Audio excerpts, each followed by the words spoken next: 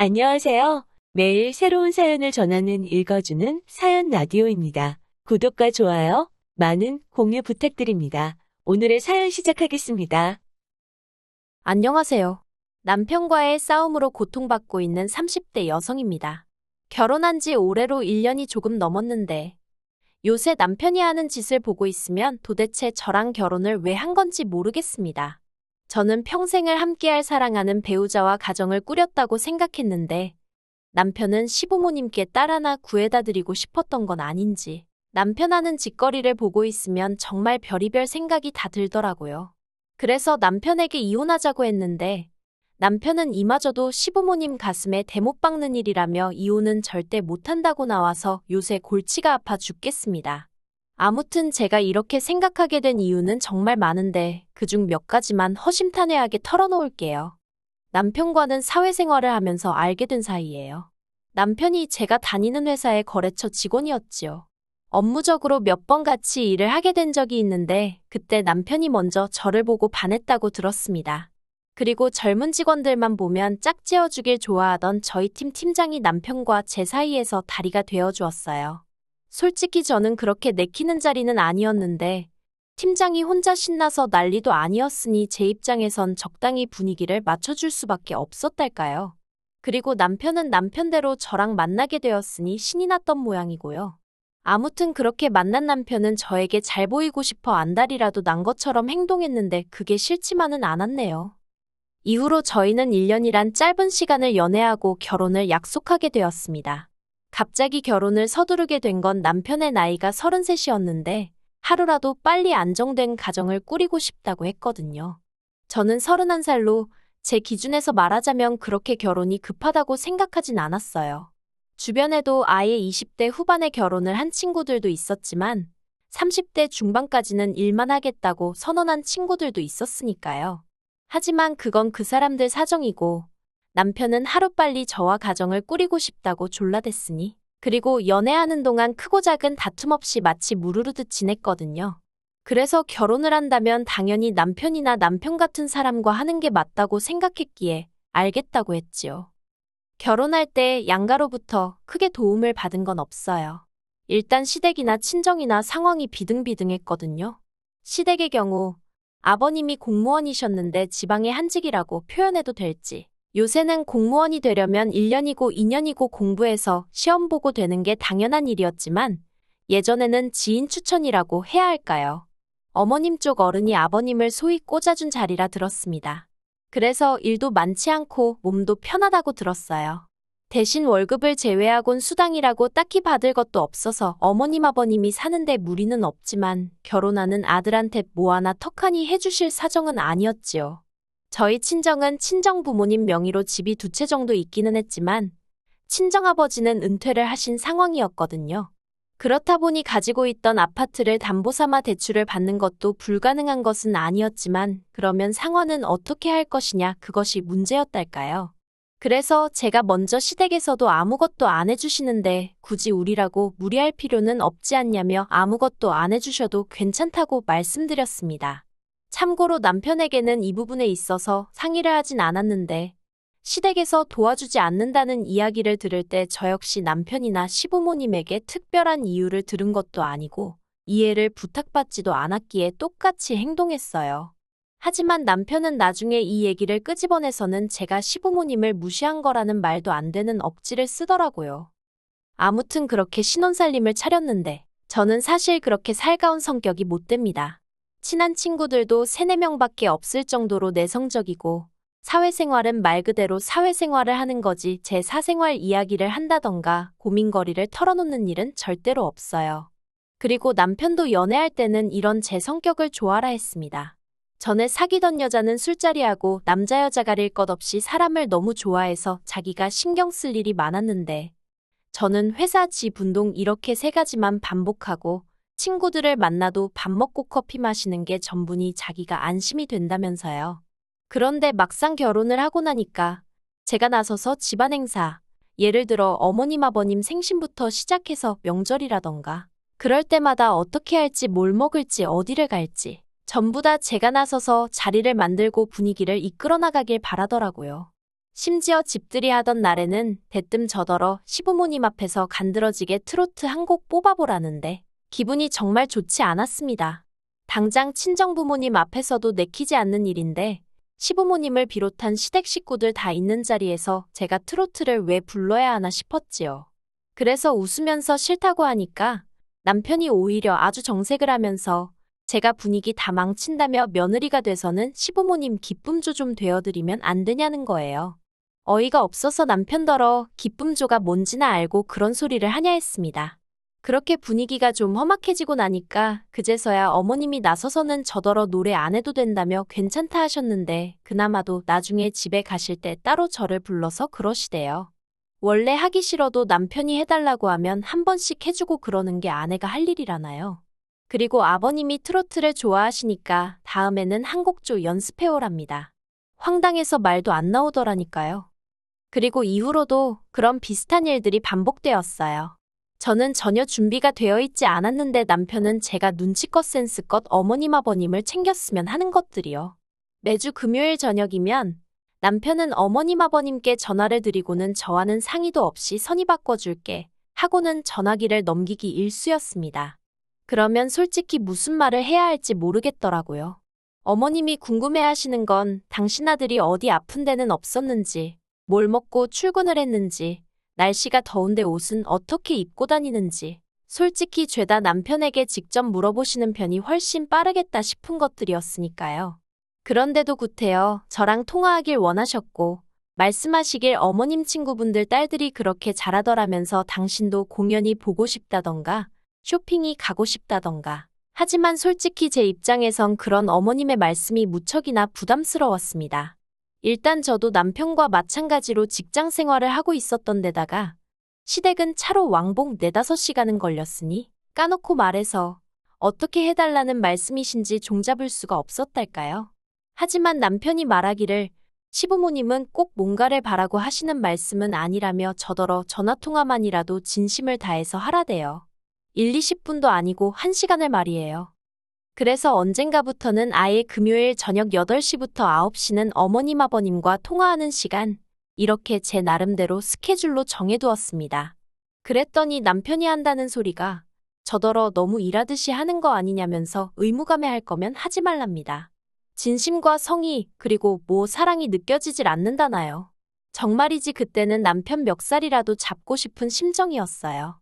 이러면 이래서 별로다. 저러면 저래서 별로다. 정말이지 어느 장단에 춤을 춰야 할지 미치겠더라고요. 하지만 이런 크고 작은 일들에도 불구하고 저는 제 나름대로 남편과 제가 자라온 환경이 판이하게 다르고 남편은 며느리의 입장이란 게 어떤 의미인지 잘 모르니 저러는 거라고 어떻게든 남편을 이해해 보려고 했어요.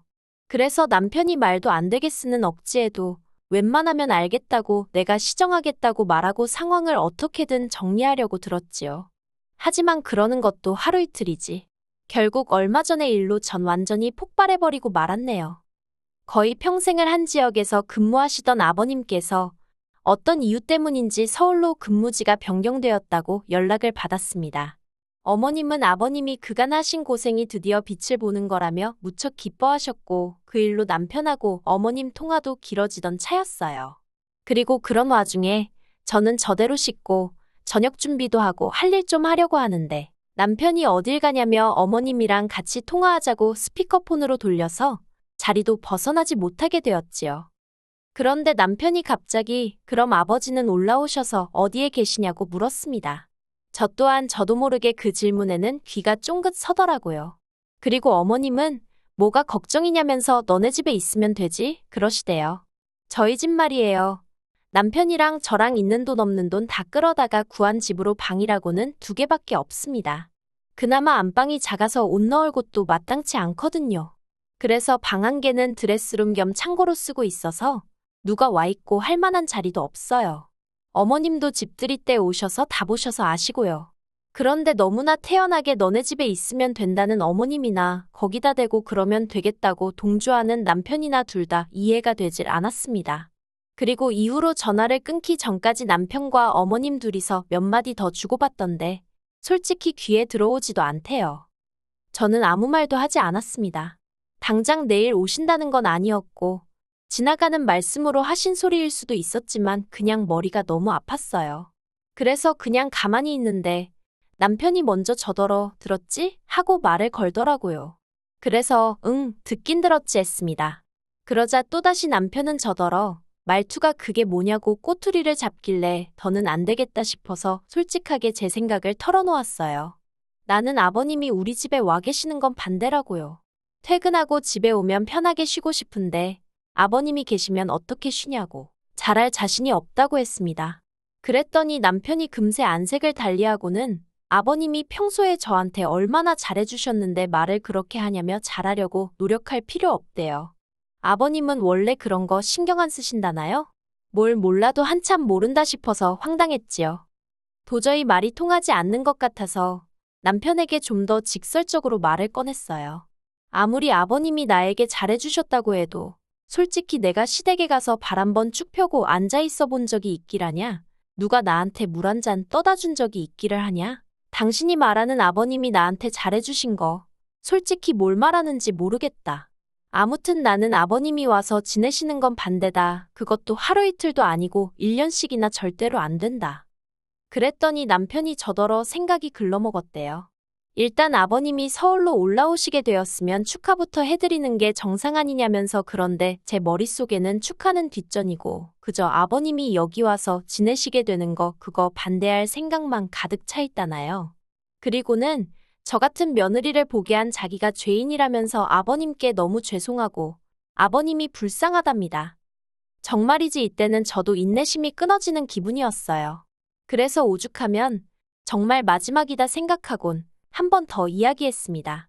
아직 일어나지도 않은 일로 당신과 싸우고 싶지 않고 신혼집이고 방도 없는데 아버님이 오신다고 하니 나로서는 당황스러울 수밖에 없는 거 아니냐. 그러면 당신도 나를 이해해줘야지 무턱대고 나를 나쁜 며느리로 몰아가면 어떡하냐? 솔직히 마음 같아선 왜 못 알아들어 처먹느냐고. 욕이라도 퍼붓고 싶었는데 그러면 절 잘 키워주신 친정부모님 얼굴에 괜한 똥칠하는 꼴이 될까봐 최대한 억누르며 제 분노를 비췄어요. 그리고 무엇보다도 어찌됐건 남편과는 싸우고 싶지 않았습니다. 말이라는 게 한 번 뱉으면 두 번 다시 주워 담을 수 없기에 서로에게 비수가 될 법한 말은 안 하려고 나름대로 제가 노력을 한 거지요. 그런데 남편은 저더러 생각하는 수준이 천박하다면서 자기였으면 장인어른이나 장모님이 서울로 오시게 되면 당연히 저희 집에서 모실 거라나요. 그런데 저희 친정부모님은 애시당초 서울에 살고 계시고 제가 생각했을 때 저희 부모님은 그런 이야기는 지나가는 말이라도 하다못해 농담이라도 하실 분들이 아니세요. 그래서 제가 남편더러 그런 일은 애시당초 있을 리가 없으니 말해봤자라고 쏘아붙여버렸지요. 그리고 그렇게 다음날이 되었습니다. 서로 투명인간 취급하면서 하루를 보낸 거지요. 남편이 미우면서도 한편으론 언제까지 이래야 하나 싶어서 솔직히 답답했네요. 그런데 그때 어머님한테 전화가 왔습니다. 무슨 일인가 하니 남편이 아버님 오시는 문제로 어머님한테 연락을 드렸던 모양이에요. 드레스룸을 비울 거니까 거기서 생활하시면 된다면서 짐을 보내라고 했다나요? 그러면서 어머님이 저더러 아버님은 아침 식사는 꼭 하셔야 한답니다. 국이든 찌개든 하나는 있어야 하고 재탕하는 건 안 좋아하시니까 그런 줄 알라대요. 저도 모르게 순간 그 얘기하시려고 전화하신 거냐고 되물었습니다. 그리고 어머님은 당황하셨는지 그럼 뭐 그렇지 하시고는 얼렁뚱땅 전화를 끊으려고 하시는 거예요. 그래서 어머님께 짐 보내시면 안 된다. 드레스룸 못 비운다. 아버님 오시는 거 저는 반대라고 이미 남편하고 이야기했다. 조목조목 말씀드렸습니다. 그러자 어머님이 그러면 네 시아버지는 어디 가서 있으라는 거니? 하시길래 그건 어머님이랑 남편이랑 다 같이 상의해 보시라고 아무튼 이 집은 안 된다 했어요. 그리고 얼마 안 가 남편이 집에 왔는데 아니나 다를까 씩씩대면서 현관문이 아주 부서져라 열고 들어오더라고요. 이미 그 성질머리를 어느 정도 예상은 했기에 놀라진 않았습니다. 제가 남편을 물끄러미 쳐다봤어요. 그랬더니 저더러 말 다 했냐면서 아버지가 아들 집에 오는 게 뭐가 어떻냐고 악다구니를 쓰대요. 그래서 이게 당신 집이냐 물었더니 저더러 그럼 네 집이냐입니다. 그래서 제가 말 잘했다고 내 집도 아니지만 당신 집도 아닌데 왜 무조건 아버님을 여기서 모시겠다고 우기냐 받아쳤네요. 그리고 그렇게 아버님이랑 같이 살고 싶으면 이 집 전세 빼자고, 그리고는 반씩 나눠서 그 돈으로 당신은 당신 아버지 모시고 살든지 알아 했습니다. 나는 나대로 살겠다고요. 남편이 지금 무슨 뜻인지 알고나 하는 소리냐며 목에 핏대를 세우길래 왜 모르겠냐고 갈라서자고 저도 똑같이 핏대를 세웠지요. 그랬더니 이제 남편이 한다는 소리가 자기는 절대로 저랑은 못 헤어진답니다. 어떻게 부모님 가슴에 대못을 박냐면서 자기가 저한테 언제 뭐 바란 게 있었냐대요. 직장을 안 다녀도 좋고 살림을 못해도 좋으니 딸 같은 며느리만 돼달라는데 그게 그렇게 어렵냐고요. 어이가 없어서 막말로 자기가 생활비로 돈 1,000만 원씩 가져다 줄 수 있는 것도 아니면서 무슨 직장을 안 다녀도 좋고 살림을 못하면 뭐 이모님이라도 불러줄 건가요? 그럴 주제도 못 되는 인간이 제가 차라리 나 혼자 살면서 돈 벌어 먹고 사는 게 몸 편하고 마음 편하겠다고 그 딸 같은 며느린지 나발인지 제발 어디 가서 새로 구하라 했습니다. 나는 못하겠다고요. 그리고 이후로 집요한 남편의 성격 탓에 깨끗이 갈라서질 못하고 이렇게 시간을 끌고 있네요. 저는 친정에 와 있고 전세는 집주인한테 사정을 말했더니 걱정 말라며 보증금부터 빼주더라고요. 집주인도 시집살이 하다가 이혼했다더니 말이 어찌나 잘 통하던지 몰라요. 이제 법적인 것만 마무리되면 되긴 하는데 어이없는 건 아버님은 서울에 안 오시게 되었어요. 막상 올라오시려니까 아들 며느리 이혼한다 난리지. 그리고 서울엔 연고도 없지. 그러니 이래저래 안 오시기로 했다대요. 그 이야기를 들었을 땐 도대체 제가 남편과 왜 그렇게 다툰 건가 싶다가도 지금이 아니라 언제라도 터질 시한폭탄이었다. 그나마 애 없을 때 알게 돼서 다행이다. 그렇게 생각하면 또 나름대로 마음의 위로가 된답니다. 아무튼 이렇게 털어놓고 나니까 좀 살 것 같네요. 딸 같은 며느리라니. 친정부모님이 저를 키우시느라 얼마나 고생을 많이 하셨는데 막말로 저 크는 동안 돈 1,000원 보태준 적 없으신 분들한테 딸 노릇을 하라니 아무리 생각해도 남편이 제정신이 아니었던 것 같아요. 막말로 지는 아들같이 했나. 하긴 어차피 저희 부모님은 남편 같은 아들을 원하신 적도 없지만요. 그냥 이 지루한 시간 싸움이 어서 끝나서 홀가분하게 제 인생 살고 싶습니다. 긴 이야기 들어주셔서 감사합니다. 오늘의 사연은 여기까지입니다. 구독과 좋아요, 알람 설정해주시면 앞으로 더 좋은 사연으로 찾아오겠습니다. 감사합니다.